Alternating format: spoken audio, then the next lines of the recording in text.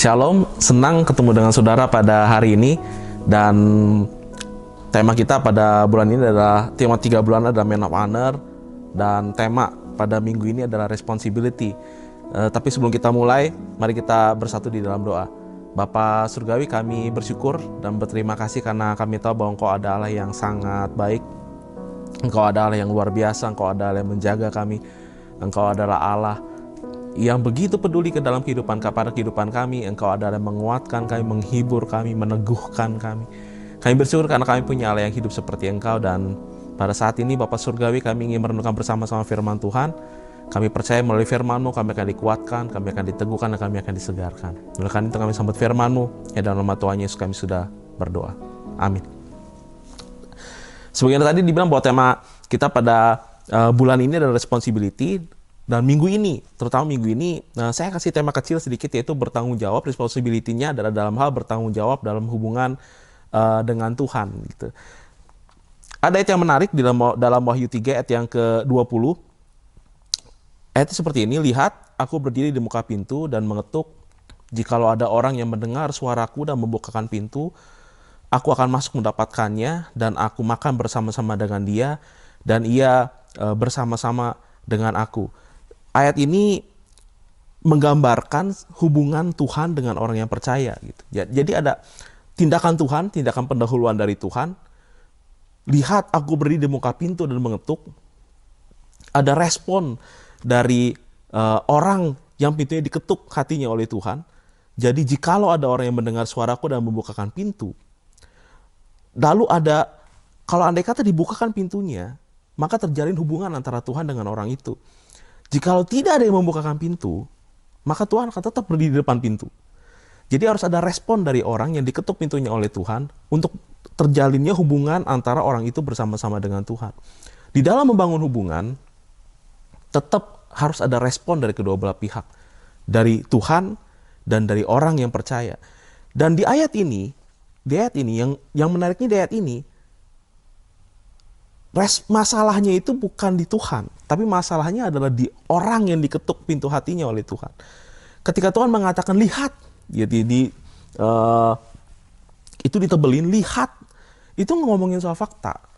Jadi ketika Tuhan ngomong aku berdiri di muka pintu dan mengetuk, pada kenyataannya memang seperti itu. Tuhan berdiri di depan pintu dan dia mengetuk. Ini adalah fakta. Tetapi ketika ngomongin soal ada orang yang mendengar suaraku dan membukakan pintu, katanya Tuhan pakai kata menghubungnya adalah jikalau. Dan karena kata yang dipakai adalah jikalau, ini adalah pengandaian. Gitu. Jadi Tuhan berdiri di depan pintu dan mengetok, itu fakta, itu kenyataan, itulah yang terjadi. Tetapi ada orang yang mendengar suara dan membukakan pintu, itu adalah respon, pengandaian. Jadi memang orang percaya harus merespon dari apa yang Tuhan mau. Orang percaya merespon panggilan Tuhan supaya memiliki hubungan yang erat bersama-sama dengan Tuhan. Sekali lagi, kita punya tanggung jawab loh. Kita ada bertanggung jawab untuk menjalin hubungan bersama-sama dengan Tuhan. Kalau andai kata diperhatikan di gambar yang klasik nih ya, yang seringkali muncul ketika Tuhan mengetuk pintu gitu ya. Ini saudara lihat bahwa di dalam dua gambar ini, di pintunya nggak ada gagang pintunya. Ini berarti memang Tuhan sepertinya memang tidak ingin memaksa masuk gitu ke dalam hati seseorang. Harus respon orang itu sendiri yang membukakan pintu bagi Tuhan supaya terjadi hubungan yang erat bersama-sama dengan Tuhan. Dan karena sekali lagi kita bertanggung jawab di dalam hubungan kita dengan Tuhan, ada dua ayat yang akan kita kupas pada kesempatan kali ini. Gitu, dua ayat yang akan kita kupas dan tentang hubungan bersama-sama dengan Tuhan, tentang tanggung jawab orang percaya dalam hubungannya dengan Tuhan. Dan kedua ayat ini yang luar biasanya adalah kedua-dua ayat ini mengandung janji juga. Apa yang akan Tuhan lakukan apabila seseorang melakukan sesuatu di dalam hubungannya bersama-sama dengan Tuhan. Mari kita lihat yang pertama. Ayat yang pertama adalah carilah dahulu kerajaan Allah. Ini ayatnya cukup terkenal. Ini diambil dari Matius 6 ayat yang ke-33 yang mengatakan seperti ini, tetapi carilah dahulu kerajaan Allah dan kebenarannya, maka semuanya akan ditambahkan kepadamu. Sekali lagi ini ayat yang sering kali diulang-ulang, terutama di dalam kondisi yang sekarang, gitu ya. Dan Perkataan ini sebenarnya diungkapkan Tuhan Yesus ketika dia berbicara tentang masalah kekhawatiran. Pada waktu itu dia sedang berkhotbah di gunung, dan dia berbicara tentang masalah kekhawatiran, lalu dia bilang bahwa cari dahulu kerajaan dan kebenarannya, maka semuanya akan ditambahkan kepadamu. Dan konteksnya menjadi relevan dengan sekarang karena begitu banyak orang khawatir pada saat-saat ini. Kita mendengar banyak kabar negatif yang membuat banyak orang khawatir tentang meningkatnya virus dan segala macam goncangan ke perekonomian. Ini masalah kekhawatiran, dan apabila orang khawatir, banyak kali ayat ini banyak kali dikutip. Banyak ini sering kali muncul gitu. Carilah dahulu kerajaan Allah dan semuanya akan ditambahkan kepadamu. Sebenarnya apa sih maksudnya sebenarnya? Apa sih sebenarnya apa sih sebenarnya dimaksud oleh ayat ini ketika bilang bahwa carilah dahulu kerajaan Allah dan semuanya akan ditambahkan kepadamu? Apakah kita semua harus jadi pendeta? Apakah kita semua harus meninggalkan pekerjaan kita lalu menjadi seorang full time gitu ya? Ini loh yang akan mau kita bahas. Tapi di dalamnya juga ada kebenaran tentang tanggung jawab kita di dalam hubungannya dengan Tuhan. Oke. Mari kita bagi dulu nih kata-katanya ya. Carilah dahulu kerajaan Allah dan kebenarannya, maka semuanya akan ditambahkan kepadamu. Kita lihat dua kata dulu, yaitu carilah dahulu. Carilah dahulu. Kata cari berasal dari kata zeteo, ini bahasa Yunani, yang berarti mencari, menyembah, merenungkan, menyelidiki, berhasrat, sangat merindukan, mendambakan, mengidamkan. Sebenarnya kata zeteo itu bukan hanya berarti mencari, tapi ada kata-kata yang lain, dan ini berarti kita bisa ganti katanya, kan ya. Jadi kalau andai kata dibilang carilah dahulu, maka benar juga kalau andai kata dibilang sembahlah dahulu, renungkanlah terlebih dahulu, atau menyelidiki terlebih dahulu, atau rindukanlah terlebih dahulu, atau mendambakan terlebih dahulu, atau mengidamkan terlebih dahulu. Saya sebenarnya dari sekian banyak terjemahan dari kata zeteo, saya sebenarnya senang dengan kata ngidam. Senang dengan kata ngidam. Ini keingetan waktu istri saya hamil anak kita yang pertama itu, waktu dia hamil dia ngidam soto Bogor. Jadi dia seneng kalau lagi kepikiran gimana gitu, tiba-tiba dia langsung pengen makan soto. Agak repot tuh kalau andai kata udah istri lagi hamil lalu tiba-tiba kepikiran pengen sesuatu gitu, dan ngidamnya soto Bogor gitu. Yang uniknya adalah dia senang soto Bogor tapi nggak bisa ngelihat saya. Itu yang agak repot nih. Jadi setiap kali ngelihat saya dia mual. Itu berlangsung selama beberapa bulan. Tapi saudara mungkin yang ibu yang sudah melahirkan anak yang pernah ngidam, saudara bisa ngerasain modelnya kayak begitu tuh ya. Itu kata zeteo tuh, mengidamkan, ngidam gitu. Bagaimana kalau andai kata kita ngidamnya itu ngidam Tuhan? Ini loh yang dimaksud ketika Tuhan ngomong carilah dahulu. Bagaimana kalau rasanya itu kayak mengidamkan Tuhan. Rasanya itu kayak kalau andai kata nggak ketemu Tuhan, kalau andai kata nggak datang ke Tuhan tuh rasanya kayak gimana gitu ya. Dan kata yang menarik juga adalah kata sangat merindukan, berhasrat. Gitu. Ini juga kan satu kata yang luar biasa gitu. Jadi ketika kita ngomongin carilah dahulu kerajaan Allah dan kebenarannya, maka carilah itu bukan hanya berarti mencari kayak lagi ya. Tetapi apakah pertanyaannya balik lagi ke kita, apakah kita mengidamkan Tuhan, apakah kita merindukan Tuhan, apakah kita menyembah Tuhan, apakah kita betul-betul merenungkan Tuhan di dalam kehidupannya kita. Lalu kata dahulu setelah kata mencari, ini kan ngomongin soal masalah prioritas, dan uniknya adalah kata yang dipakai di sini adalah carilah dahulu, bukan hanya cari kerajaan Allah. Berarti firman Tuhan tidak mengajarkan pencarian kita itu hanya tanda kutip nih ya, hanya kerajaan Allah, tetapi sebenarnya dibicarakan kata dahulu ini lagi ngomongin soal masalah prioritas. Dahulu itu kan lagi ngomongin prioritas. Dahulu itu carilah dahulu itu berarti lagi ngomongin soal nomor satu gitu, prioritas pertama. Oleh karena itu gini, Ketika ngomongin soal carilah dahulu, sekali lagi katanya kita bisa ganti dengan menyembah dahulu. Ini lagi ngomongin soal masalah prioritas, dan saya percaya ketika ngomongin soal dahulu ini lagi bukan ngomongin soal masalah aktivitas atau kegiatan. Tetapi ketika ketika ngomongin soal carilah dahulu atau ngidamlah dahulu atau berhasrat, rindukanlah Tuhan dahulu gitu. Ini lagi bicarain soal prioritas yang utama di dalam kehidupan kita. Ini bukan ngomongin soal aktivitas nih.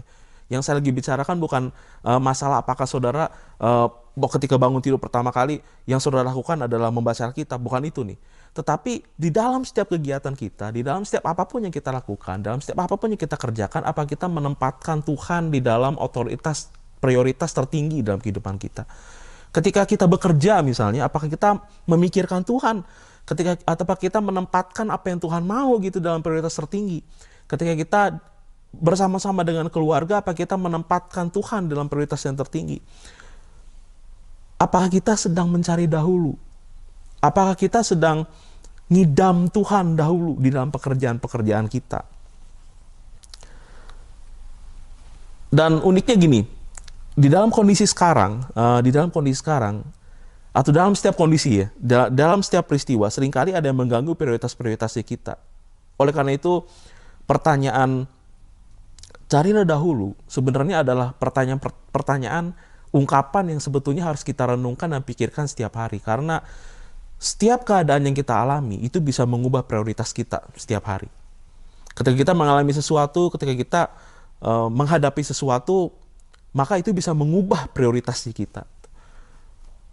Oleh karena itu, renungkanlah ini setiap hari. Apakah saya sedang menempatkan Tuhan? Apakah saya sedang memikirkan Tuhan? Apakah saya sedang merindukan Tuhan? Dan apakah itu menjadi prioritas saya yang pertama di dalam kehidupan saya? Dalam apapun yang saya kerjakan, apakah Tuhanlah yang saya tempatkan sebagai nomor satu dalam kehidupan saya? Lalu yang kedua kita bicara, mari lanjutkan, itu cari dahulu kerajaan Allah dan kebenarannya. Dan kalau ngomongin soal kerajaan Allah dan kebenarannya, ini kan kita lagi bicarain apa yang dicari gitu kan ya. Kerajaan Allah itu adalah tempat di mana Allah memerintah. Dia tempat di mana Allah bertindak sebagai raja, dan kebenarannya itu adalah hukum kerajaan Allah, kebenaran kerajaan Allah. Itu adalah undang-undang dari kerajaan Allah. Simpelnya sih gini, ikutin yang Tuhan mau. Apa yang Tuhan inginkan, apakah kita mengikuti apa yang Tuhan inginkan di dalam kehidupan kita. Jadi kalau andai kata dibilang caranya adalah kerajaan Allah, kita lagi bicara tentang apakah kita nih sedang mencari apa yang Tuhan inginkan dalam kehidupan kita, dan kita sedang mengikuti itu gitu. Dan itu menjadi prioritas dalam kehidupan kita sehari-hari. Matius 6 ayat 33 versi CEV ini mengatakan begini, but more than anything else, put God's work first and do what He wants. Then the other things will be yours as well. Tapi lebih dari segala sesuatu, tempatkan pekerjaan Tuhan dulu yang utama dan lakukan apa yang Dia inginkan. Itu menggambarkan cari dahulu kerajaan Allah, maka semuanya itu akan ditambahkan kepadamu. Kalau saya ringkas dari cari dahulu kerajaan Allah, mungkin kata-katanya jadi kayak begini. Cari dahulu kerajaan Allah berarti memiliki kerinduan yang besar, mengidamkan Tuhan, rindu akan Tuhan, memiliki kerinduan yang besar untuk bertemu dengan Dia, untuk berhubungan dengan Dia. Kalau andai kata kita pakai konteksnya ayat pokok kita yang pertama, ketika Tuhan mengetuk pintu, maka kita rindu betul-betul untuk membuka pintu dan mengundang Dia masuk ke dalam kehidupan kita. Mengikuti apa yang Dia mau dan menjadikan itu prioritas di dalam hidupnya kita. Sekali lagi, cari dahulu kerajaan Allah tidak bicara soal masalah aktivitas saja. Tetapi apakah dalam apapun yang kita kerjakan dan lakukan, Tuhan, kepentingan Tuhan, apa yang Tuhan mau, itu yang menjadi utama di dalam kehidupan kita. Lalu kita lanjut nih. Kita lanjut, ayatnya adalah semuanya akan ditambahkan kepadamu. Nah, ini kan yang jadi pertanyaan yang sebenarnya bikin rada galau gitu ya. Apa yang ditambahkan gitu. Dan saya rada galaunya karena ketika bicara semuanya akan ditambahkan kepadamu, jadi ngelihat ada Ada di antara orang percaya yang kok kelihatannya kok malah nggak ditambahkan gitu. Rumah tangga nggak harmonis, ekonomi makin susah dan seterusnya. Apakah ada yang salah dengan ayat ini? Sebenarnya apa sih yang ditambahkan? Ayat ini merujuk kepada gini, semuanya itu akan ditambahkan kepadamu. Kalau ngomongin soal itu, semuanya itu, kata itu menunjuk kepada apa yang sudah dibicarakan Tuhan sebelumnya. Jangan lupain konteksnya nih.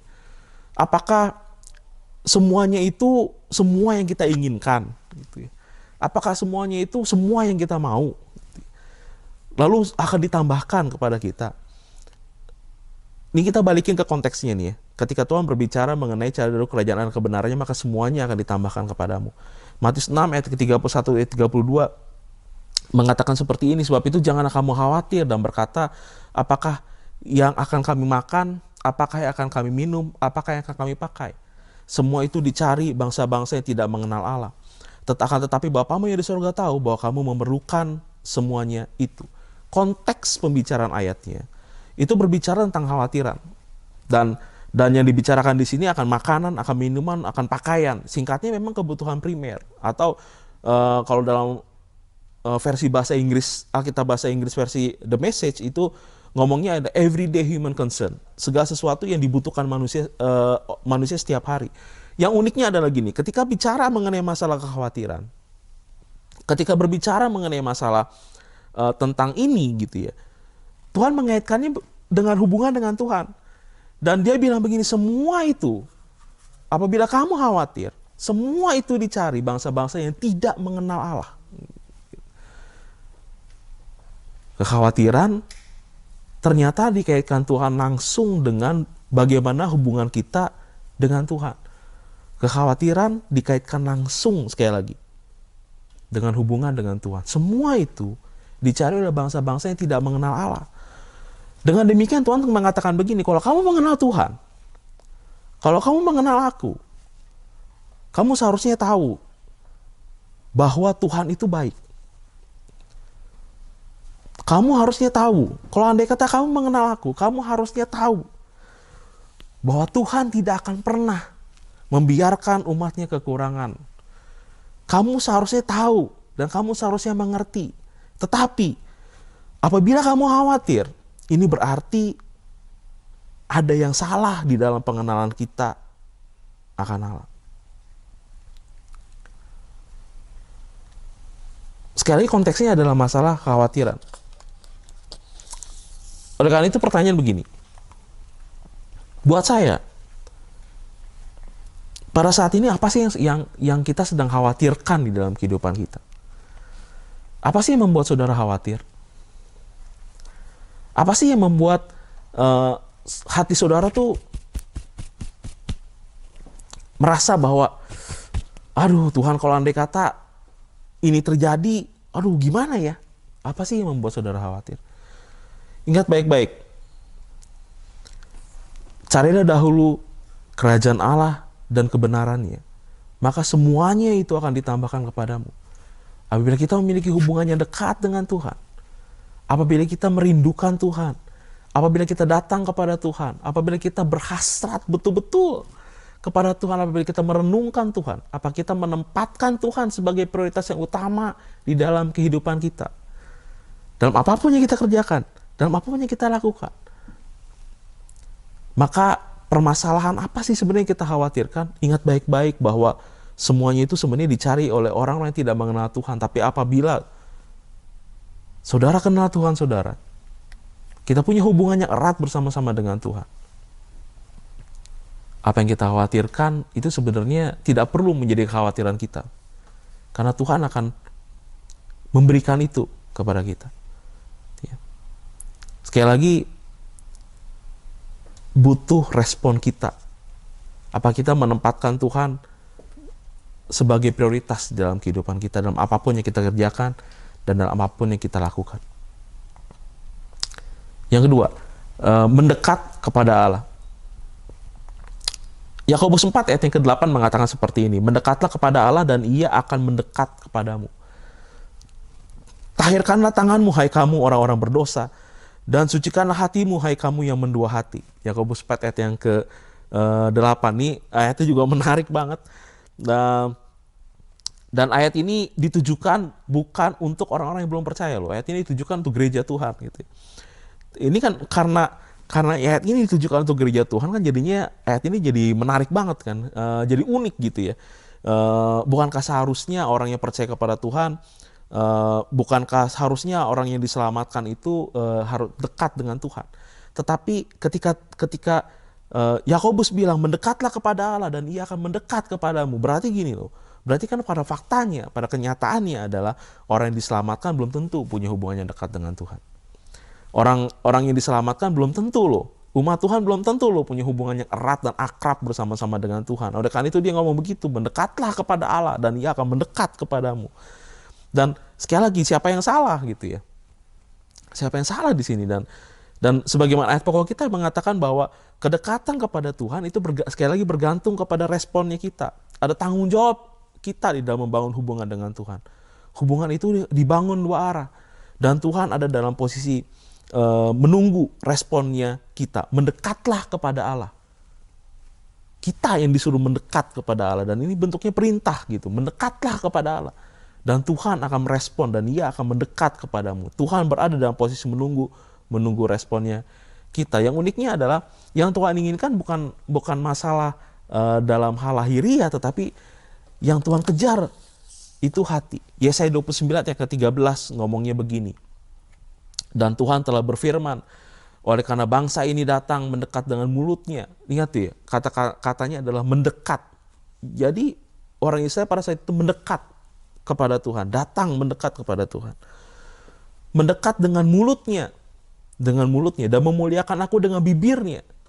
Jadi secara fisik mereka datang mendekat kepada Tuhan. Secara fisik mereka datang hadir dalam ibadah-ibadah. Tetapi padahal hatinya menjauh daripadaku dan ibadahnya kepadaku hanyalah perintah manusia yang dihafalkan. Yang Tuhan inginkan sebetulnya adalah hatinya nggak ikut menjauh. Datang dengan mulut, memuliakan dengan bibir, tapi hati juga nggak boleh menjauh. Tuhan menginginkan hati. Tuhan melihat hati. Mendekat itu berasal dari kata egizo, yang berarti datang mendekat. Artinya sama memang, datang mendekat atau mendekatkan diri atau merapatkan jarak. Itu artinya dari kata egizo. Tetapi yang unik adalah kata yang ini digunakan juga di Septuaginta. Ini adalah Alkitab Perjanjian Lama dalam bahasa Yunani, untuk menggambarkan gini, untuk menggambarkan pekerjaan imam yang datang kepada Tuhan melalui persembahan korban. Jadi ketika imam mempersembahkan korban kepada Tuhan, kata yang dipakai adalah egizo, datang mendekat. Dan secara umum kata egizo ini juga dipakai untuk menggambarkan penyembahan kepada Tuhan. Menarik kan? Jadi kalau andai kata tadi dibilang mendekatlah kepada Allah dan Ia akan mendekat kepadamu, ini bukan hanya ngomongin soal ini bukan hanya ngomongin soal gerakan fisik, bukan hanya bicara mengenai hal yang fisik, yang kelihatan secara fisik, tapi ini juga lagi bicara tentang posisi sikap hati kita, apa kita menyembah kepada Tuhan atau tidak. Ini menggambarkan sikap hati kita, apakah kita datang dengan membawa korban persembahan kepada Tuhan, tanda kutip, sebagai imam yang di hadapan Tuhan atau tidak. Ini menggambarkan mengenai seluruh kehidupan kita, apakah kita bawa kepada Tuhan atau tidak. Mendekatlah kepada Allah, bukan hanya dari fisiknya kita, tetapi dari keseluruhan kehidupan kita yang datang mendekat kepada Tuhan. Dan janji Tuhan sangat jelas ketika Dia mengatakan, mendekatlah kepada Allah, maka Ia akan mendekat kepadamu. Tuhan menjanjikan, apabila kita berjalan mendekat kepada Tuhan, apabila kita menyembah Tuhan, maka Ia akan datang mendekat kepada kita. Ayat yang terakhir saya tertarik dengan satu Tawarik, janji Tuhan dalam satu Tawarik 28 ayat ke-9 yang mengatakan begini, jika engkau mencari Dia, maka Ia berkenan ditemui olehmu. Di masa-masa ini, di masa-masa seperti yang sekarang, yang banyak orang bilang ini adalah saat-saat yang sulit, pesan firman Tuhan adalah carilah Dia. Carilah Tuhan, maka Ia akan berkenan ditemui olehmu. Kita punya tanggung jawab dalam hubungan kita dengan Tuhan. Tuhan sudah melakukan bagiannya. Dia sudah datang mendekat kepada kita. Dia sedang menunggu responnya kita. Kedekatan kita dengan Tuhan. Kedekatan perjalanan kita bersama-sama dengan Tuhan. Karib atau tidaknya perjalanan kita bersama-sama dengan Tuhan. Itu dimulai juga dari respon kita, respon hati kita. Apa kita menempatkan dia menjadi prioritas utama dalam kehidupan kita? Apa kita menempatkan dia? Apa kita merindukan dia? Apa kita betul-betul mendambakan dia, mengidamkan dia di dalam kehidupan kita? Apa kita betul-betul datang dalam, bukan hanya dalam aktivitas fisiknya kita loh, tetapi Tuhan menuntut keseluruhan kehidupan kita dan hatinya kita untuk dipersembahkan datang kepada dia. Jikalau engkau mencari dia, maka ia berkenan ditemui olehmu. Mari kita datang kepada Tuhan. Sekali lagi, setelah firman Tuhan, ini saat yang paling baik untuk merefleksikan kehidupan kita. Apakah pada saat ini kita dipenuhi oleh kekhawatiran, dipenuhi oleh begitu banyaknya kekhawatiran sehingga menggeser prioritas kita. Kekhawatiran justru yang jadi nomor satu, Tuhan bukan lagi jadi nomor satu. Tapi pada saat ini firman Tuhan mengingatkan kita. Firman Tuhan mengingatkan kita bahwa jadikanlah Tuhan prioritas menjadi nomor satu dalam kehidupan kita. Maka semuanya akan ditambahkan kepadamu. Jadikanlah Tuhan prioritas nomor satu, maka ia akan datang kepadamu. Jikalau kita mencari Tuhan, maka ia akan berkenan ditemui. Pada saat ini, datang kepada Tuhan. Bilang kepada Tuhan, apa yang sedang saudara khawatirkan dalam kehidupan saudara. Jikalau saudara kenal dengan Tuhan, maka saudara akan tahu bahwa Tuhan adalah Tuhan yang menjaga, Tuhan adalah Tuhan yang mengasihi, Tuhan adalah Tuhan yang menguatkan, yang menghibur, yang membangkitkan kembali. Datang kepada Tuhan dan pada saat ini bilang sama Tuhan, Tuhan, aku tahu bahwa Engkau adalah Allah yang luar biasa. Aku tahu bahwa Engkau adalah tidak pernah meninggalkan aku.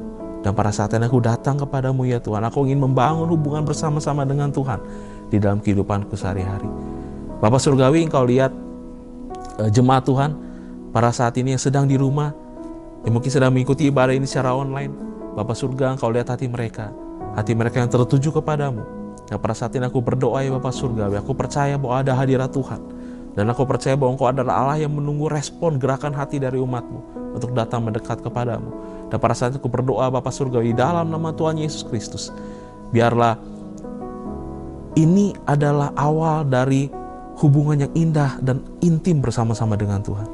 Bapa Surga, kami percaya bahwa Engkau adalah Allah yang menjaga kehidupan kami. Dan kami percaya ya Tuhan, bahwa segala sesuatu yang terjadi dalam kehidupan kami ini tidak lepas dari kontrolnya Tuhan. Dan kami percaya Bapa Surgawi, Engkau adalah yang terbaik, dan Engkau adalah Allah yang memberikan yang terbaik dalam kehidupan kami. Terima kasih Bapa Surga, terima kasih, kami bersyukur sekali lagi atas kebaikan dan kemurahan-Mu dalam kehidupan kami. Terima kasih Bapa. Dalam nama Tuhan Yesus kami sudah berdoa. Amin. Dan pada saat ini jikalau ada di antara saudara yang mendengarkan khotbah pada saat ini dan saudara rindu menerima Yesus Kristus sebagai Tuhan dan Juru Selamat dalam kehidupan saudara, dan saudara yakin betul-betul bahwa saudara pada saat ini percaya dengan hati saudara bahwa ya, saya butuh Juru Selamat dalam kehidupan saudara. Pada saat ini angkat tangan saudara, tutup mata saudara, dan ikuti saya berdoa. Tuhan Yesus, pada saat ini aku menerima Engkau sebagai Tuhan dan Juru Selamat di dalam hidupku. Aku menyerahkan kehidupanku Tuhan untuk mengikuti Engkau di sepanjang hidupku. Aku bersyukur karena aku tahu bahwa Engkau adalah Allah yang hidup di dalam kehidupanku. Terima kasih Bapa. Dalam nama Tuhan Yesus aku sudah berdoa. Amin. Dan bagi saudara, mari kita akhiri dari ibadah kita pada saat ini. Mari angkat tangan saudara untuk menerima berkat daripada Tuhan. Kami bersyukur sekali lagi ya Bapa Surgawi atas kebaikan dan kemurahan Tuhan di dalam kehidupan kami. Dan kami berterima kasih atas kebaikan Tuhan, atas apa yang telah Tuhan kerjakan dalam kehidupan kami. Dan kami percaya Tuhan hari-hari kami akan dipenuhi oleh hari yang penuh dengan sukacita bersama-sama dengan Tuhan. Dan kami percaya Bapa Surgawi bahwa perjalanan kami bersama-sama dengan Tuhan, di dalam perjalanan kami bersama-sama dengan Tuhan, kami akan melihat banyak hal-hal yang terjadi dalam kehidupan kami, hal yang luar biasa besar, hal-hal yang luar biasa ajaib, karena kami punya Tuhan yang ajaib dan kami punya Tuhan yang besar. Sekali kami bersyukur atas kemurahan Tuhan dalam kehidupan kami. Mari angkat tangan saudara. Tuhan memberkati engkau dan melindungi engkau. Tuhan menyinari engkau dan wajah yang beri kepada engkau kasih karunia. Tuhan menghadapkan wajahnya kepadamu dan beri kepada engkau damai sejahtera. Oleh karena itu, saudaraku yang kasih dalam nama Tuhan Yesus Kristus, terimalah berkat daripada Allah Bapa, kasih sayang daripada Tuhan Yesus Kristus, dalam penyertaan Roh Kudus, mulai dari hari ini sampai kepada Maranatha, kedatangan Tuhan yang kedua kali. Dalam nama Tuhan Yesus Kristus kami sudah berdoa. Amin. Terima kasih, Tuhan Yesus memberkati.